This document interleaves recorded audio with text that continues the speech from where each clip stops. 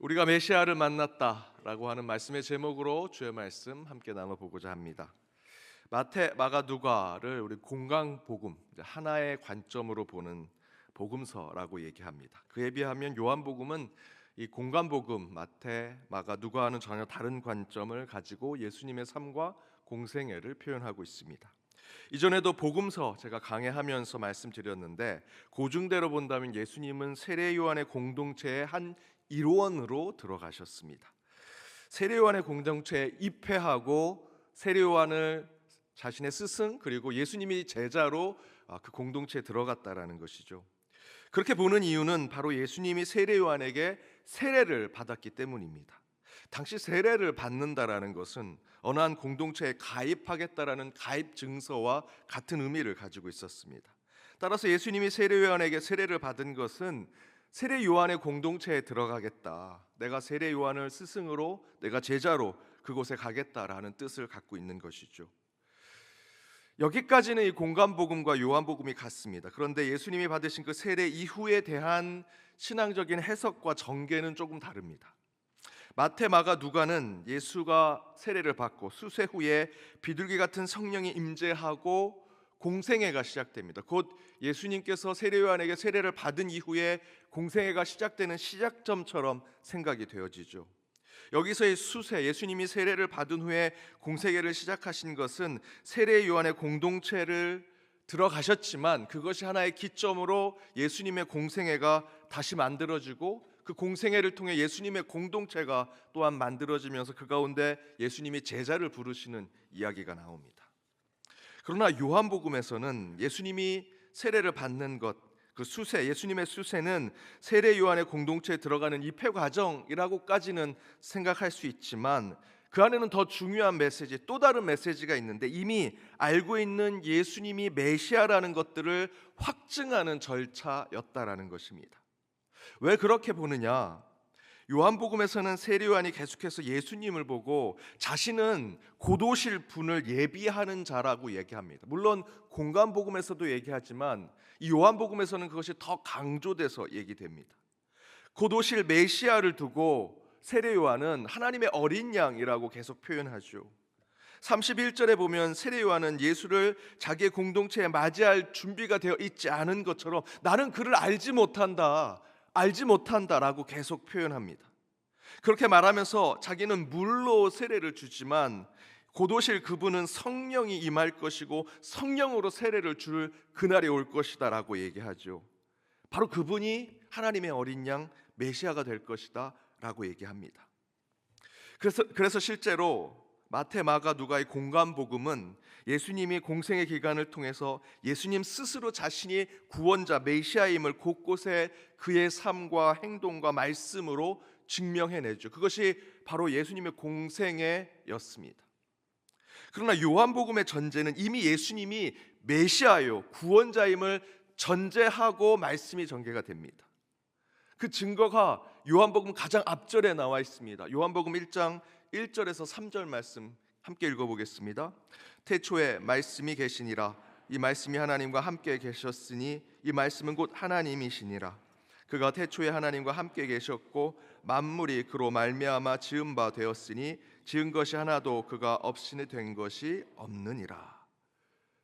요한복음 첫 번째 말씀에 바로 태초의 말씀, 이 말씀은 곧 예수 그리스도를 이야기하죠. 태초에 예수님이 계셨다라는 것을 전제로 바로 그 예수가 우리의 메시아다라는 것을 전제하고 나아가는 말씀이 처음에 주어져 있습니다. 그렇게 태초에 계셨던 말씀이 이 땅에 어떻게 오셨는가? 14절에 이렇게 기록되어 있습니다. 우리 함께 읽어보겠습니다. 말씀이 육신이 되어 우리 가운데 거하심에 우리가 그의 영광을 보니 아버지의 독생자의 영광이요 은혜와 진리가 충만하더라. 그 태초에 하나님과 함께 계셨던 예수 그리스도가 이 땅에 말씀이 육신이 되어 우리 가운데 거하게 되었다라고 증거하면서 이미 그 어린 양 예수, 하나님의 어린 양은 메시아 예수 그리스도임을 전제하고 말씀이 전개가 되지요. 이런 전제 속에 예수가 세례 요한에게 세례를 받으니 요한복음은 이미 예수님은 메시아 그리스도 구원자로 사역을 시작하게 됨을 보여주고 있습니다. 그래서 이 공간복음과 이 요한복음 말씀에서는 어떤 차이가 나냐면 마태, 마가, 누가는 예수님이 제자를 부르러 가시지요. 바닷가에 찾아가서 그곳에서 베드로와 그의 제자들을 부르십니다. 그러나 요한복음은요, 제자들이 예수를 보고 메시아인 줄 알고 쫓아 따라가게 되었다라고 증거합니다. 요한복음 오늘 본문의 36절과 37절에 이렇게 기록되어 있습니다. 함께 읽겠습니다. 예수께서 거니심을 보고 말하되 보라 하나님의 어린 양이로다. 두 제자가 그의 말을 듣고 예수를 따르거늘. 여기서 따르다라고 하는 이 헬라어의 표현은 아꼴루데오라고 합니다. 지속적으로 쫓아 섬기게 되었다, 스스로 제자가 되었다라는 것이죠. 이처럼 요한복음에서는 제자들이 직접 예수를 쫓기 시작합니다. 예수님이 그들을 부르거나 그들과 뭔가의 사건을 통해서 제자로 콜링을 한 것이 아니라 예수를 보고 하나님의 어린 양, 그 메시아, 그가 우리의 그리스도이구나 라는 것을 생각하고 아꼴루데오, 스스로 쫓아가게 되었다라고 증거합니다.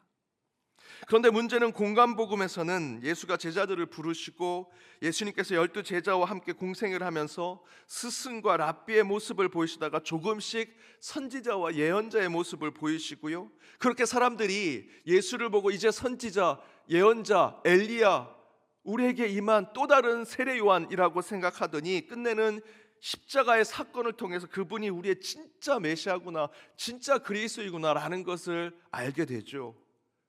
무지했던 제자들의 모습들을 공간복음에서는 계속 얘기합니다. 그러나 요한복음에서 예수님이 이미 메시아로 사람들 앞에 나타나셨기 때문에 공간복음과는 다르게 사람들은 예수님을 곧바로 메시아, 그리스도라고 부르게 됩니다. 단지 요한복음에서는 사람들이 예수님을 메시아로 받아들이기 전에 인식의 변화가 오늘 본문 말씀에 짧게 기록되어 있습니다. 36절에 보면 제자들이 처음에는 세례 요한이 말한 대로 예수님을 이야기합니다. 하나님의 어린 양이라고 이야기하죠. 그런 후에 예수님과 대화를 합니다. 삶을 나눠보니 이 예수님이 보통 분이 아니구나, 랍비요, 스승이라고 부르게 되죠. 그렇게 랍비와 스승으로 부른 후에 다시 예수를 만나고 그때 예수님께서 39절에 와 보라 라고 이야기합니다. 그 예수님의 말을 듣고 아꼴루데오, 예수님을 스스로 쫓아 제자가 되는 모습을 제자들이 보여주죠. 그리고 나서 41절에 이렇게 기록되어 있습니다. 우리 함께 읽어보겠습니다. 그가 먼저 자기의 형제 시몬을 찾아 말하되 우리가 메시아를 만났다 하고, 메시아는 번역하면 그리스도라.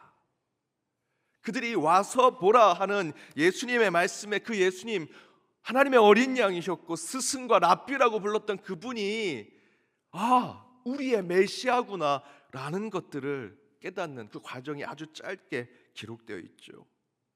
이처럼 예수를 만난 이들은 처음에는 예수님을 소문난, 사람들에게 계속해서 회자되고 있는 그 부름으로 그 예수를 부릅니다. 하나님의 어린 양이라고. 그러나 이후로 예수님을 경험하고 만나고 예수님께 배우고 훈련과 연단을 받으니 그런 만남 가운데 제자들은 예수님을 두고 랍비요, 선생이요 라고 부르게 됩니다. 그러나 예수님이 우리의 지식과 지위, 학습과 경험만을 채우는 스승과 선생이 아니라 더욱 우리의 근원적인 문제에서부터 우리의 심령을 뒤흔드시는 하나님임을 깨닫고 이제 그 예수님을 두고 그들은 우리가 메시아를 만났다라고 고백하더라는 것이지요. 그런데 왜 이 표현이 중요합니까? 우리는 보통 이렇게 표현을 합니다. 좋은 사람인 줄 알았는데 막상 가까이 가보니, 친하게 지내보니 사람이 별로더라. 보통 우리가 이런 말을 많이 하죠. 대체로 멀리서 볼 때는 저 군중 속에 있는 사람으로 볼 때는 괜찮은 사람으로 보이는데 가까이서 사귀고 대화를 해보고 관계를 해보니 그 사람의 본색이 드러나고 때로는 실망하는 일들이 있더라라는 것입니다. 먼저는 여러분, 저는 어떻습니까? 가까이에서 저는 어떻게 여러분 느끼십니까? 여러분 지금 바로 옆에 있는 분들과 가까이 있었을 때 좀 더 대화를 해보고 관계를 맺었을 때 이 사람이 내가 예전에 봤던, 멀리서 봤던 그 사람처럼 여전히 괜찮은 사람이구나 라고 느끼십니까? 명심보감에 이런 사람을 떠보는 9가지 구정지법이라는 것이 있습니다. 혹시 한 해 여러분 사람을 만날 경우 한번 이 기준을 한번 생각해 보십시오. 첫 번째 이렇습니다. 먼 곳에 보내어 충성심이 있는지 보라. 가까이에서 일할 때 예의와 존경심이 있는지 보라. 힘든 임무를 부여하여 능력이 있는지 보라. 뜻밖의 질문을 던져 지혜가 있는지 보라. 긴급한 일을 시켜 신용이 있는지 보라. 재물을 맡겨 어짐이 있는지 보라. 위급한 일을 알려 절개가 있는지 보라. 술에 취하게 하여 절도가 있는지 보라. 남녀를 섞어서 일하게 하여 이성에 대한 자세를 관찰해 보라. 저는 여기에 한 가지 더해 보고 싶습니다. 아주 현실적으로 명심보감은 뭐 수천 년 전 얘기니까요. 지금 우리 2025년도에 맞는 사람을 살펴보는 방법. 운전을 시켜 겉과 속이 다른지 보아라. 제가 고등부 시절에 새로운 부장님이 고등학교 1학년 때 오셨습니다. 너무 어질고 겸손하시고 자비가 많으신, 얼굴은 조금 험상궂게 생기셨는데 너무 좋으신 분이셨습니다. 3년 내내 그분의 사랑과 긍휼 가운데 우리가 고등학교 생활을 잘 보냈습니다. 고3이 되어서 수련회, 여름 수련회를 가야 되는데 다들 저희 수학능력 시험, 제가 1세대입니다. 그때는 여름에 수학능력 시험이 있었습니다.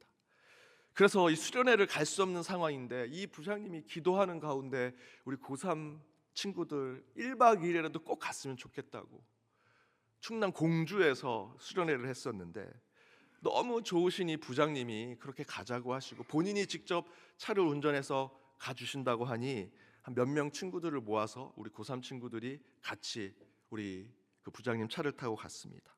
새벽에 약속을 하고 한 곳에 모여서 부장님 차를 타고 가는데 그날 그 부장님의 본색을 알게 되었습니다.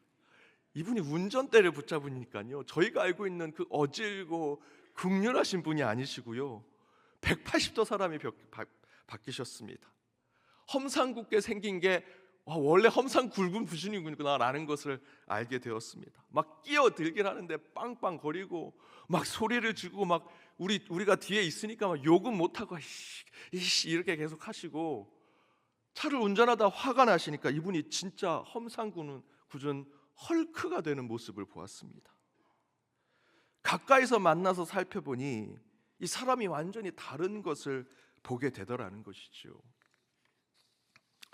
좋은 사람이 있어도 가까이에서 만나면 생각보다 실망하는 경우가 많습니다.